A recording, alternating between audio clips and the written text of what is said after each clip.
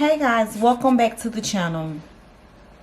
And today we're about to talk about something very important, and it's your credit. Now, I'm a person who knows a lot about financials. I'm really good with my financial and budgeting. I'm really good with credit repair. Now, the only thing I really don't know anything about in financially is investing. And that's where I'm about to start doing some research. I'm about trying to get it together. I'm about to try to get me some investments. But right now, I'm here to teach you about how to repair your credit for absolutely for free. For free. Now, you guys already know that I'm a registered nurse. But before I became a registered nurse, I was an LPN. And the LPN, I worked as an LPN for maybe like a month. And I just went straight on into my RN because that just wasn't working for my life. But during that time of me taking prereqs and me going to school, man, I came from a family who doesn't talk about credit, doesn't talk about finances. You know, I was the low income person. I was on food stamps. I was on Section 8, the worst. And I decided to go to school, change my life for my kids. I wanted to provide my kids with a better life. And I was like, I'm about to go to school so I can make more money and so I could do all of these things. And so I was just like, I want my credit to match my money. I want to be able to purchase us a home when I get out of school. My car was crappy. It was breaking down on us. I remember we was out, well, my car was making a noise one day, and one of my kids said, like, Mom, like, what's that noise? And then my other son was like, it's a transformer. And I'm like, no, this car is not a transformer. It's just a crappy car. And so those types of things motivated me to want to fix my credit. Now, Susie Orman, I don't think she's on TV anymore. I don't have cable anymore. But I used to watch a lot of Susie Orman, like heavy. Like Susie Orman used to come on late at night. I used to watch Susie Orman on YouTube, and I was just hitting it heavy because when I finished school and my income went up, I wanted to be able to provide my kids a better life. And I was a single mom at the time, and so as a single mom, I hadn't clocked in one day on my job after I became an RN. They give you a letter of employment with how much you're gonna make. I took that to the car dealership. I walked away with a brand new car. When I got ready to buy my house, I bought a 3-bedroom 2-bath as a single mom by myself. I have lots of good credit, and with that good credit comes responsibility. You have to know how to manage your debt and not to overspend. But first, you guys, I'm going to tell you how I got there. And I all started with, I had obtained some bad credit really early on in my life because I never knew anything about my credit. So this is a big conversation we have in my house with my kids about their credit. So I came just like y'all. You know, I think my credit score was like 500. Now I'm in the 800s. Like, look at me now. It might have been 500, 400, who knows. But over a course of time, you can definitely change your credit. Now, one of the first and most important things that you have to do with fixing your credit is you need to go to annualcreditreport.com. I'm linking it down below. Trust me, you need to use this. It's going to give you, it's not a credit score. It's not like Credit Karma. It's not like a credit score. It's going to show you what's on your credit score. You can get all three of them: Equifax, your TransUnion, your Experian. And this is provided by the federal government. It's all free. Now, what you're going to have to know, though, is the information that's on your credit. It may ask you, hey, what company did you finance your car with? Or, you know, what company gave you a credit card? So if you don't know the information on your credit and you're going there and you answering those questions, it will lock you out, and you will have to get a number to call to get it unlocked because they want to verify. This is legit from the federal government. They want to verify that you are you. They don't want to be giving your information to anyone else. And this is not about credit score. This is about the information on your credit. You want to pull that credit.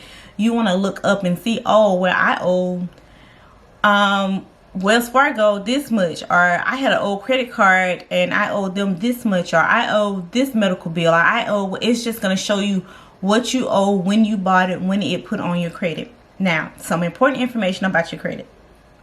Everything that's owed falls off within 7 years, but it doesn't fall off like 7 years of when you got it. It falls off like in 7 years after they put it on there. So if you got this debt, let's say you got some new debt in 2005. Well, you didn't fall behind and they didn't get put on your credit into 2010. Your 7 years started at 2010, not at 2005. That's just an example. And so when you pull up these credits, you want to pull it. You can do this one time every year. It's annually. So once a year, every year, you can pull up each of your credits. You can pull up your Equifax, your TransUnion, and your Experience once a year, every year. So how I would do mine is at the top of the year, I may pull my Equifax. Around the middle time of the year, I may pull my TransUnion, and then I may pull my Experian later. I didn't pull all three of them at the same time because they should all contain the same information. But when you pull that, this right here is more important than anything else. You're going to go through, make sure you attach your email address to it, and you're going to dispute everything negative on there. I don't care if it's yours, if you did it, if your mama did it, if your sister did it. I don't care who did it. I don't care if you know this is my debt. I don't want to dispute it. The thing about disputing the debt that's on there, that it is upon the burden of proof is upon the people who placed it on your credit. So if you say, oh, well, I owe, let's just say if a credit card company say you owe them $5,000. If you don't want to completely say, oh, well, this isn't my debt, you can say, well, I don't owe this amount. You can say, or you can say, this wasn't me, I don't owe this debt. And then it's upon them to prove that you owe that debt. Now, hands down, I have done this before, and I have had a debt that I knew was mine fall off my credit. Because like sometimes when these companies are transferring your debt to these, I don't know what you call them, these credit people, these people who are supposed to get it, they give it to them. And then if they collect any money, they get a fee off of it. And then you get it. So like your Capital One may go to a collecting debt agency. And so sometimes when they do that, they don't transfer them all of the information to prove that you owe that money. And so that's what happened to me. The debt collecting company could not prove that I owe that money. And since they could not prove it, it fell off my credit. And you don't have to do anything else other than just go on there, click a button, dispute, tell why you want to dispute, and wait, and they will send you an email. Now you may start hearing from these credit companies. They may start sending you, if they have the proof, they will send you, they will mail you the proof that they have, like, yeah, this is your debt. And then okay, then you know automatically that's not going to come off. And so, and if they don't have it, I think I got a phone call. They was trying to like convince me. I was like, I don't know what you guys are talking about. Let me call these people. They was like, no, you don't need to call them. I just blocked them. If you get in the phone calls, just block them. There's nothing they can do if they can't prove that debt isn't yours. There's absolutely nothing that they can do about it. It's just gone, finito, off your credit. Okay, so the next thing that you want to do, and this is very important.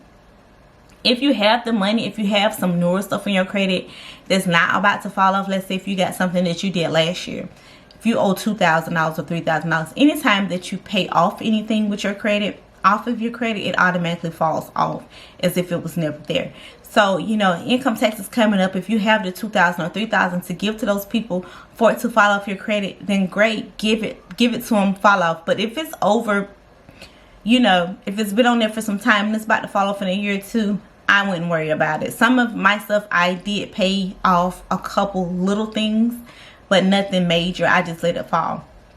And so the next step, now this is also a very important step. You're going to have to add new credit on top of that bad credit, because if you start adding newer good credit on top of that bad credit, it's going to start, pushing that bad credit up, and it's going to start showing people that they can take you seriously. Now, you're like, Octavia, how can I add new credit to this? And this is not for people going through bankruptcies. Bankruptcies is a different situation. Now, if your bankruptcy is over, you're free and clear, and you can get new debt, then this is for you. But if you are currently going through a bankruptcy, this is not for you. This is not going to help you. But these are people who have not filed bankruptcy and who is trying to rebuild their credit. Okay, so you ready? Credit card. I know, right? You're shocked. You're like, how can I already have all of this debt? These credit cards got me in trouble. Why would you tell me to go get a new card? this is going to be a different type of credit card. This is not a regular credit card. So you guys are going to go to CapitalOne.com, or either go to a Wells Fargo if you bank with Wells Fargo. I think you can go inside to a Wells Fargo. I do not know if you can apply for Wells Fargo when online, but the Capital One you can apply for online. I personally use the Capital One card. And what it is a secured card. And everybody qualifies for different amounts. Like when I got my card, you're going to have to put down a deposit.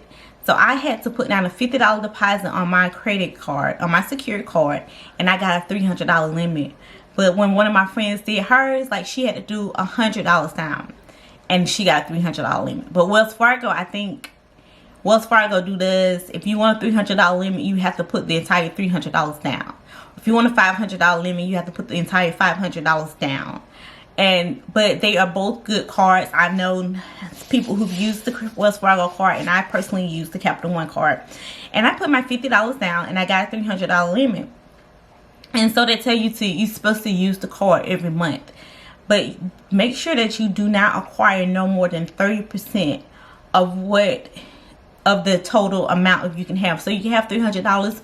You don't want to use no more than 30% off that card, but you want to make sure. My big thing was I had to pay this card off every month because I didn't want to accrue any interest. I wasn't working. I was in school. I was on Section 8. I was on food stamps.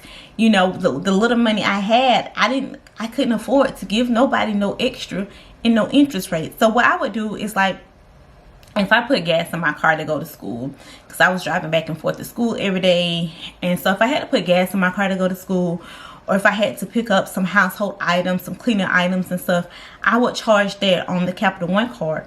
And then every month I would completely pay it off. I never gained any interest, and I did that for about a year or so. And then so after that year, I applied for like a Walmart card and a Best Buy card, and I got approved. So, you know, you keep doing it, keep paying that card off, keep using it every month and paying it off. Now, I've given this information to other friends, and they've rebuilt their credit, and they was able to get other cards. But after I helped them rebuild their credit and they was able to get the other cards, they got the other cards, and then they started charging too much on the other cards, and it got out of hand. It's like when their credit got good, they just let it go bad. And then they got the other cards, and they messed over, you know, Capital One, and, you know, they're not able to get another Capital One card, and their credit went back bad. And I had one friend, she ended up she filed bankruptcy against my advice. And so bankruptcy is a whole nother beast. Do not file for bankruptcy, okay, if you can help it. Maybe I need to do a video of why not file for bankruptcy. But she filed for bankruptcy, and, you know, she's still suffering through that because of the bankruptcy. You know, she hasn't been able to get her credit back where it was, but at one point she had such an amazing credit, and she was doing so well. And she wasn't the only one. I had another friend who did it also, and she had used the Wells Fargo card, and she got other credits, and then she wasn't working. And then, you know, all that stuff can get out of hand if you be like, oh, it's an emergency, I got to put this bill on there, I got to put this bill on there. If you're not working and you can't afford to pay back the amount that you were placing on those cards, it can definitely be a dangerous thing. So you guys, you want to be responsible after you do this. I'm telling you, it works. But make sure that you are responsible enough and that you are in a place to where you can handle good credit. That when you apply for other credit cards, that you can get it. Both of those friends, you know, they want to purchase a house, but and they was in a position where they could have, but then they messed it up. And then now they're in a financial position where they want to do that type of stuff, and now that they can't. So I'm just telling you how to fix it, but it's up to you, and you to be responsible of what you do once you get the good credit. Okay, so if you guys have any questions, let me know. I'm going to link the annualcreditreport.com down below in the comments. And I'm also going to put a link to CapitalOne.com. I'm not getting anything from this. I don't make any type of financial anything from my YouTube videos. I just do this out of the kindness of my heart. And I just want to put out some different content out there for you guys because, you know, I do a lot of makeup, but I'm not just a makeup girl. Like, I'm a very smart, educated girl, and I do lots of other things in my life that I think you guys could definitely benefit from. But hey, right before you go, make sure you hit that subscribe button, and I will see you guys later. Bye.